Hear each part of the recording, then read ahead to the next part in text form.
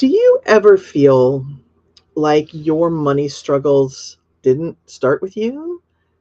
Like almost like you've been replaying a story that you've seen over and over and over.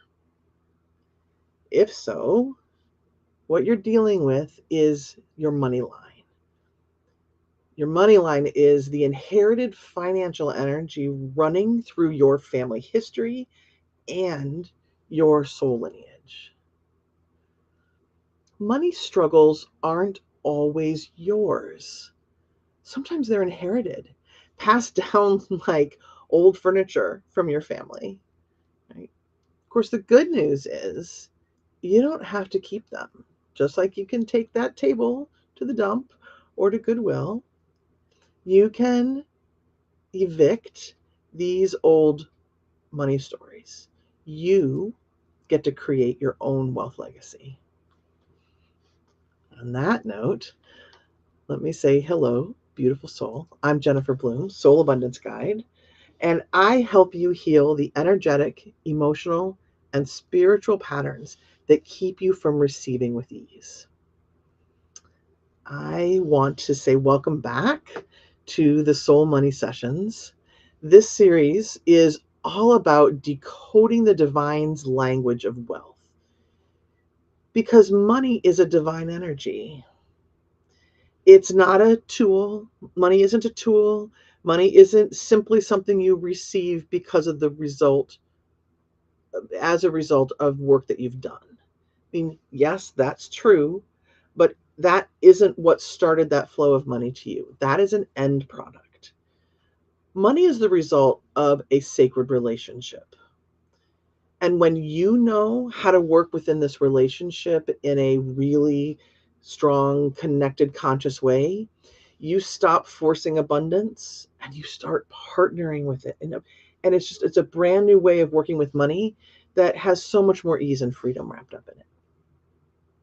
So within this Soul Money series, we explore each week one of the 107 different soul money languages. Each of these languages is a distinct voice of the divine, and those voices of the divine help you work with wealth and help wealth flow with you. Okay. Now, what we're talking about in these sessions aren't just spiritual ideas. It's tangible wisdom that can improve day-to-day life and your bank account. As we have these conversations, things you're going to learn are how to break out of patterns like overgiving, scarcity, or burnout. Help you make aligned decisions that are going to lead to real world results. And truly help you rewire how you receive so that money flows in the way that it was always meant to.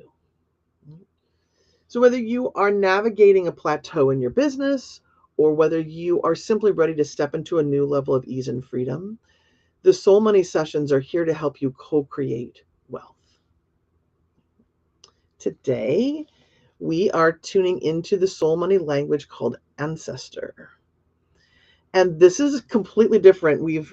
This is the fourth episode, and we've talked with some languages that are more kind of human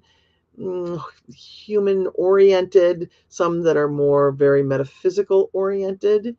And then ancestor ancestor is an interesting blend because it's definitely metaphysical and yet it has a very human impact, right?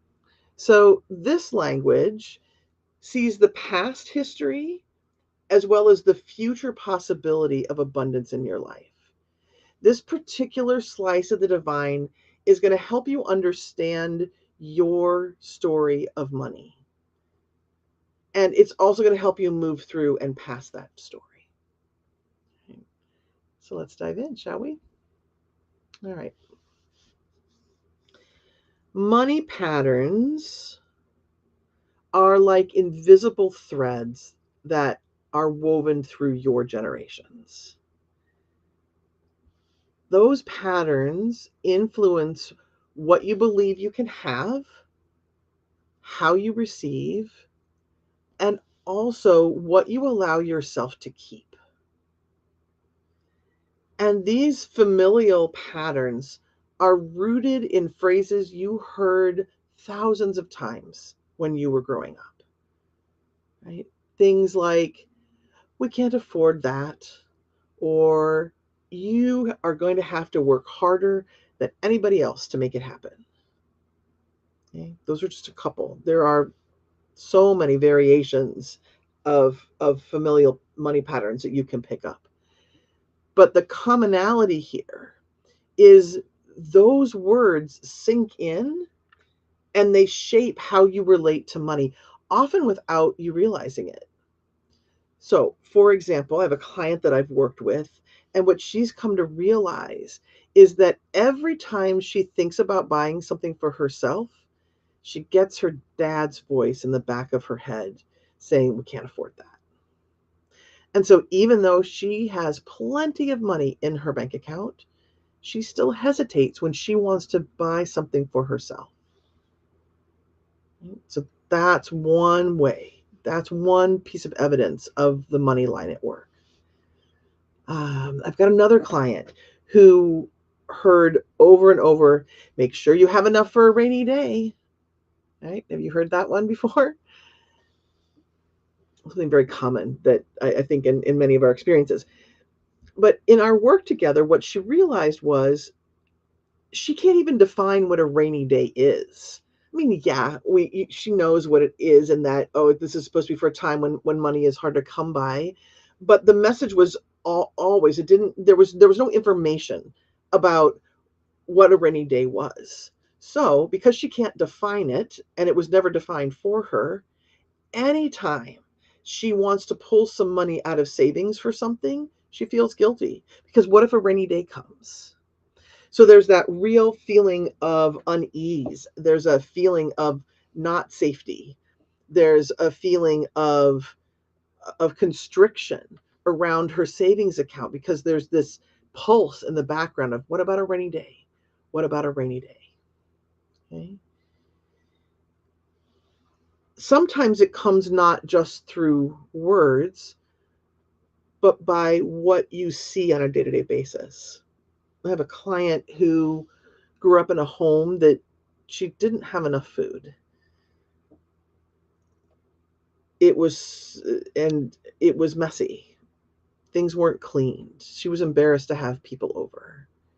There were parts of the house that were falling apart. And while there was money flow, what she was really experiencing was scarcity, right? And so now, even though she flows literally millions through her bank each year, she is still looking through the lens of scarcity, right? This is actually a key concept when it comes to beliefs you've picked up from your family line. It's it's as if you are seeing everything in your life through the eyes of your family of origin, whether it's parents, other extended family, friends, right? Their way of looking at the world became your way of looking at the world. It became how you perceived the world around you, whether it's truth or not. And of course, this is true not just for money, but for other topics, other ways of living. But I think, money is so, it can be both overt and nuanced, because your parents are always making choices.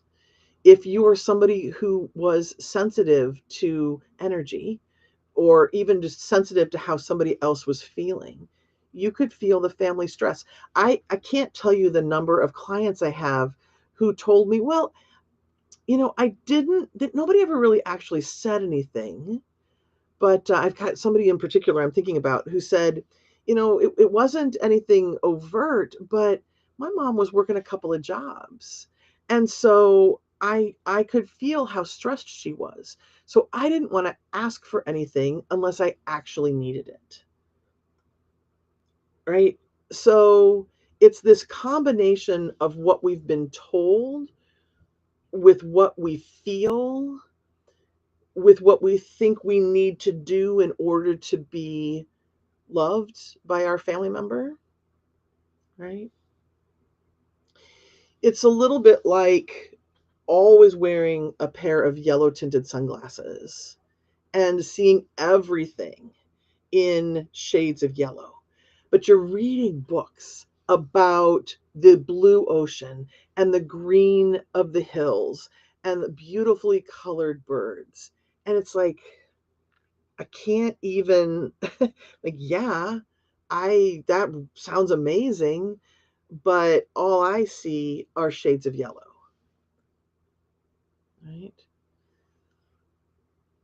And this then has you bump into another layer of the money line that is really important.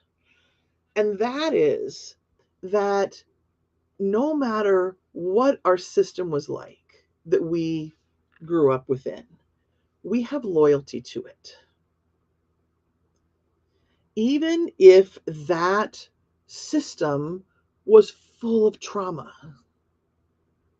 or even if that system left you feeling less than, right? Maybe you had a good a good childhood, whatever that is, but a childhood that didn't create complex trauma, and yet you didn't quite get your needs met. Okay? Even in those cases, we carry loyalty to our family.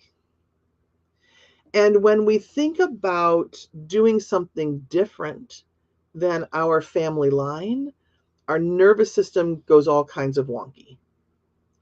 It feels unsafe. The beauty of working with soul languages and the beauty of working with Ancestor in particular is that you're able to see your money line, meaning what happened in the past, what's from past experiences, right? You're able to see that line. And so you can get divine perspective. So divine is not wearing those yellow tinted sunglasses. The divine is seeing through clarity. Yes? So when you work with the soul language, you get divine perspective. You completely operate outside of the family lens, outside of family loyalty. You're getting clear information. You are getting, I'm actually going to use the word pure here. Pure, not from the not dirty sense of the word, but pure meaning what's real. Because our perception of the world is based on all of these internal systems and beliefs that we have.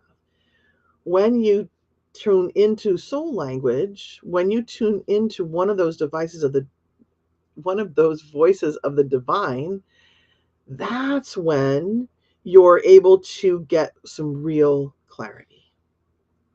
Okay? So using Ancestor, connecting with the Ancestor Soul Money Language, you can uncover these family money patterns so that you can live your wealth possibility instead of living from the pattern. Okay. So as you connect with this energy, as you connect with this piece of the divine, there are some questions that you get to ask. You can ask things like, what am I carrying into the present that was never mine? What am I carrying into the present that isn't serving me? How have I defined money based on my lineage? Does your lineage see money as simply a amazing tool that lets you have all kinds of experiences? Or does money come with strings? Is money something that can change your character? Is money something you have to be careful of because you never quite know what the obligations are going to be if you get it. Right? All of this, again, as you're listening, right? Any of this can be those yellow tinted sunglasses that are causing your perception to be off. Right?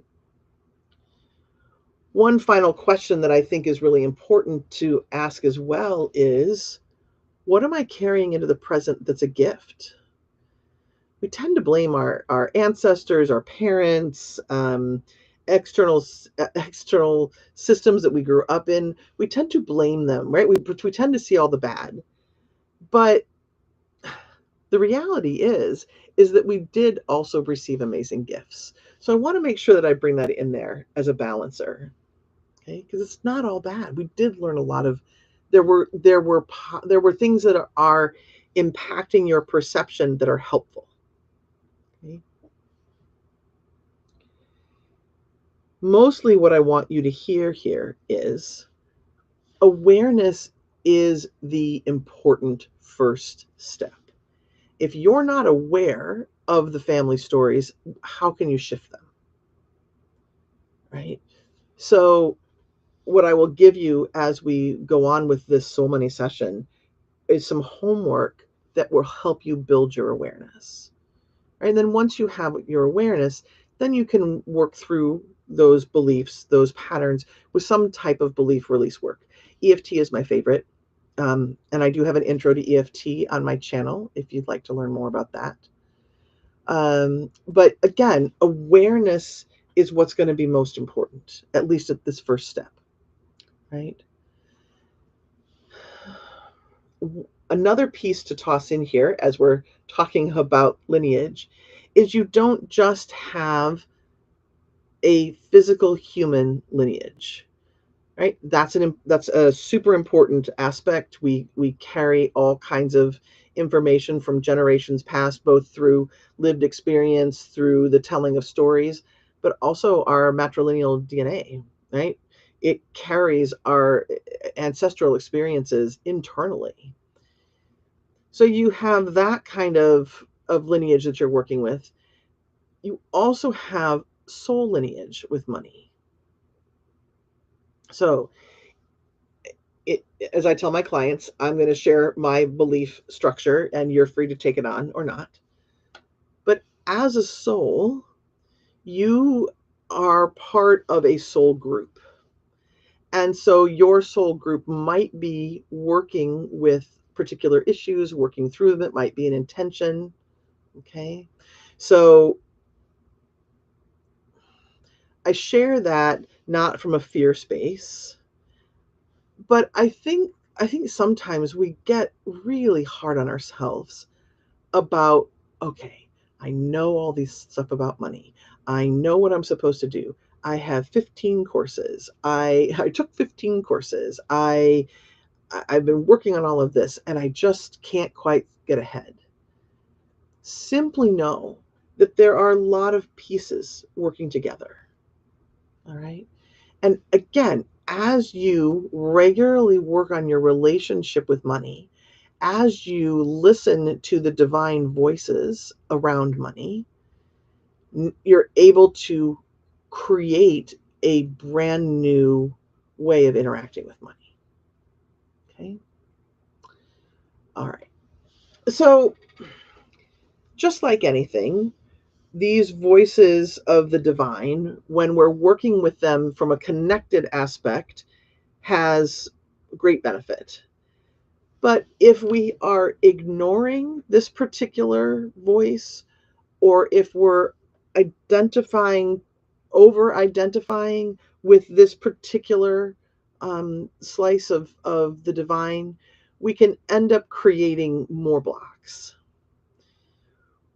One of those, and this really has to do with family loyalty. So this is another way to say it. But one of the things that we can get, where we can get in our own way when we're looking at money beliefs, is we can get in this pattern of accidentally over identifying with the past. Meaning, well, my family does or doesn't do it that way, so I have to do it that way or I can't. Right? My family does it this way, so I have to. Or my family doesn't do it that way, so I can't. Right? You're really making the family line the right one. So you're wrong if you do it otherwise. And again, this is really evidence of family loyalty that I was speaking about before. It's also about when you have rules that your subconscious is organized through rules as to what information you're going to pay attention to and what you're not, what information is going to create safety and what isn't. If you are over identifying with your family line and then you try to do something different, your nervous system is going to say nope, no thanks, not going to do it. Okay. The question that offsets this is, who do I want to be with money? What permission do I want to give myself in regards to money? What permission am I willing to give myself to be a pioneer in this area? Those kinds of questions are going to, number one, give you some clarity about what it is that you actually want. And number two, when you start committing, when you start saying, how am I going to give myself permission? Or what do I need to give myself permission to be a pioneer in this area? That's going to help to raise the attention of the parts of you that aren't in alignment. And then you can do healing with those. Okay. All right. And the other thing I want to say here about over identifying or being out of, better said, when you're out of alignment with this slice of the divine, we can get hyper focused on healing the past. Oh, it must be part of my family line. Oh, there must be something that I learned that is creating all of these problems. And whether that's true or not, when you get hyper focused on it, you're keeping that active. You're keeping the I need to get healed active. So then it's a little bit like, let's say you have a wound on your arm, like you cut yourself and you put a Band-Aid over it.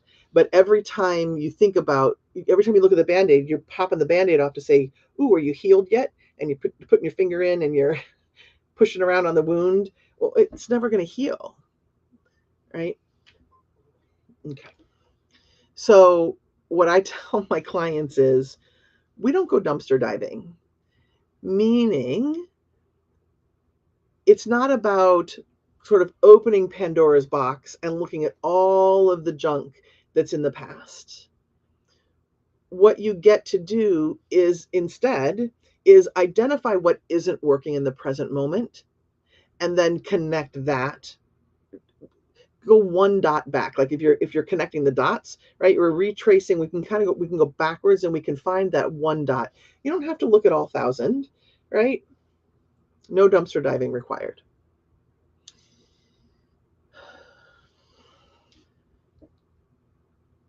In order to have money flow, you have to be grounded in the present moment. Money is a present moment creation.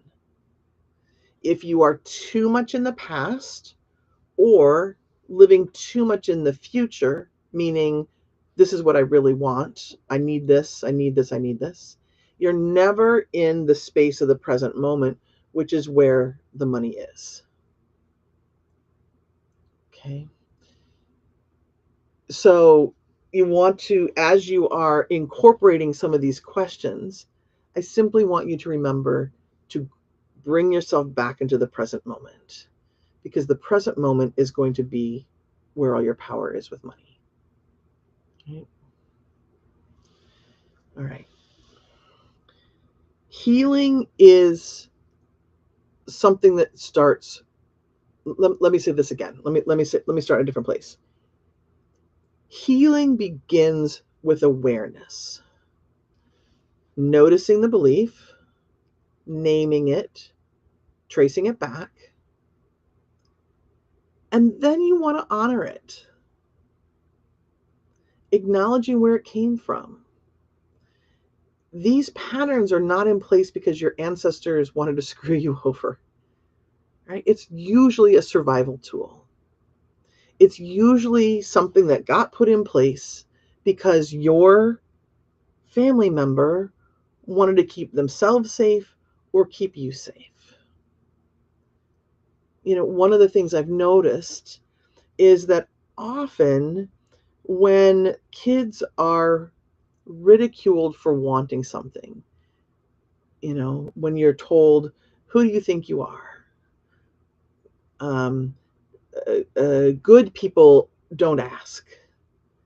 A lot of times those kinds of statements are coming because your extended family member can't afford whatever it is you're asking for. So there's a lot of shame.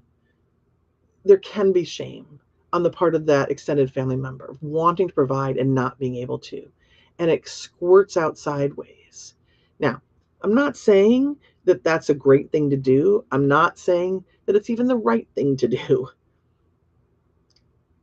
And if you can start to recognize it as their survival tool, it gives you a new perspective.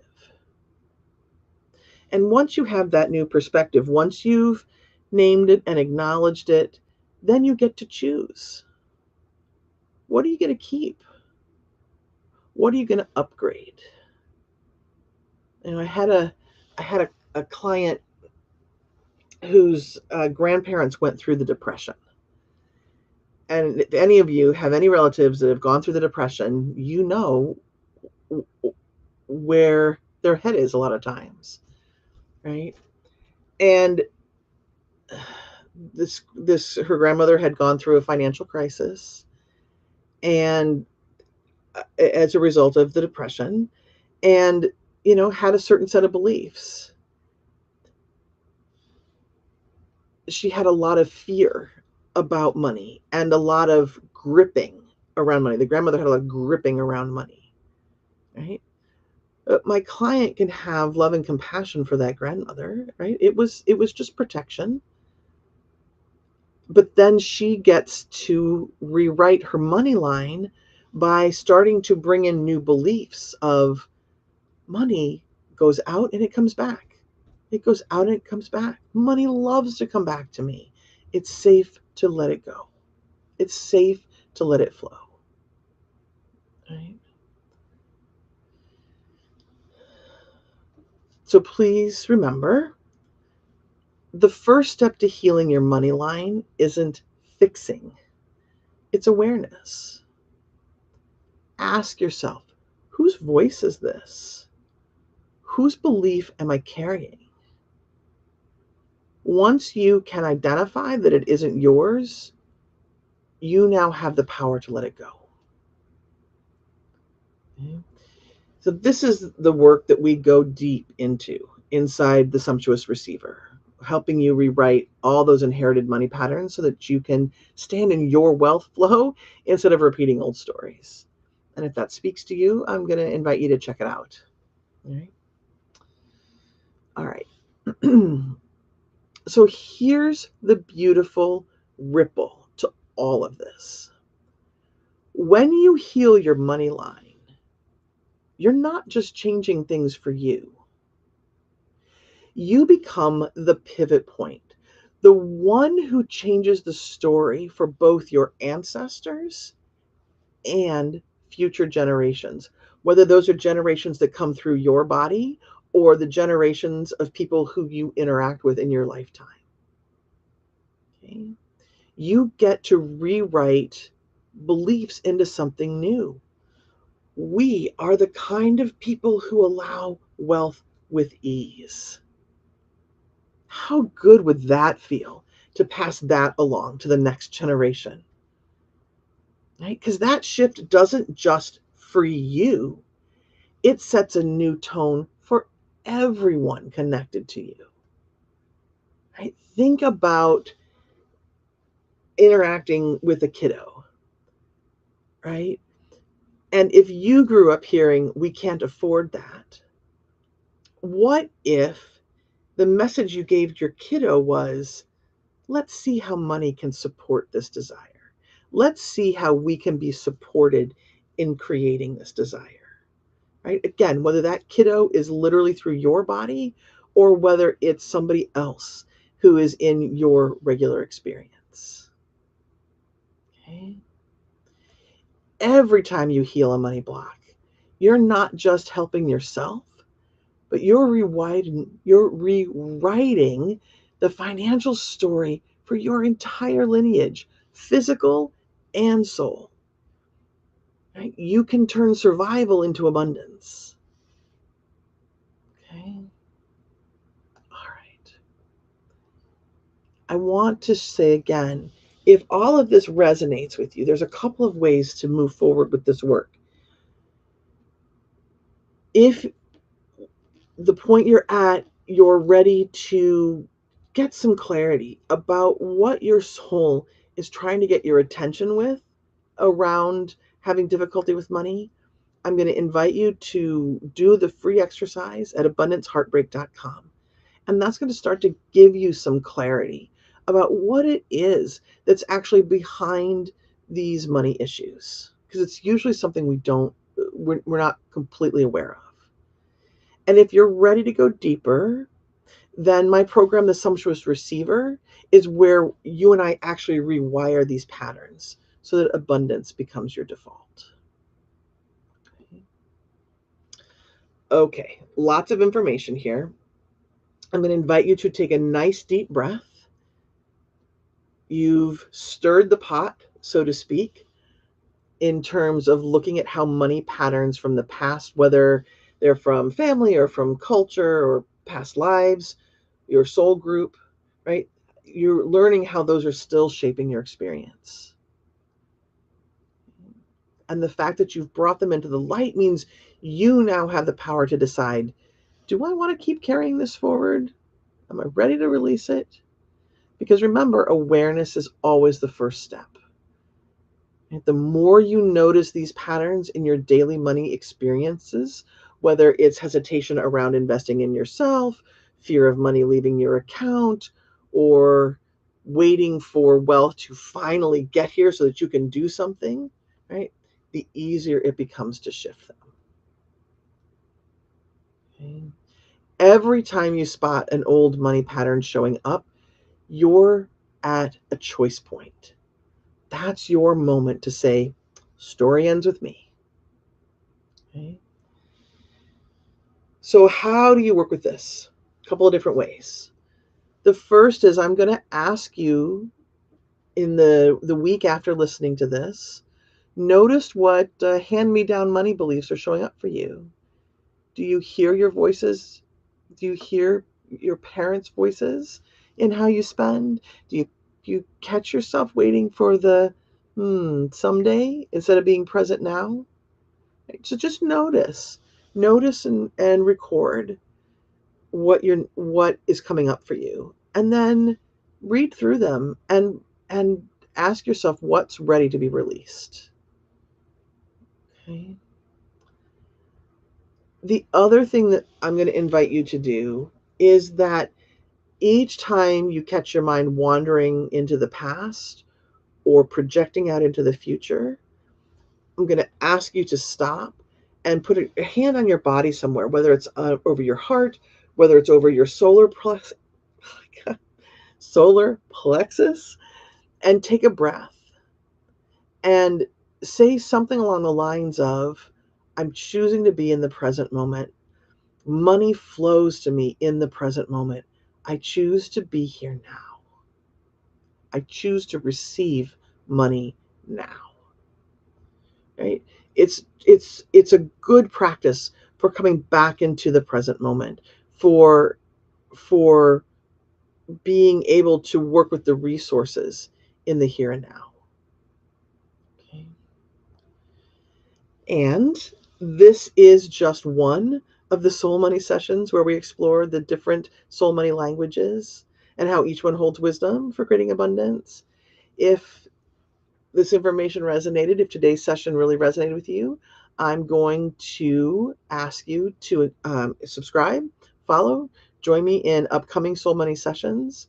And together, we're going to keep healing the blocks that you have to money. We're going to keep opening the flow and rewriting your money story so that you can live in abundance. So until next time, everyone, I wish you prosperous blessings. Take care. Bye-bye.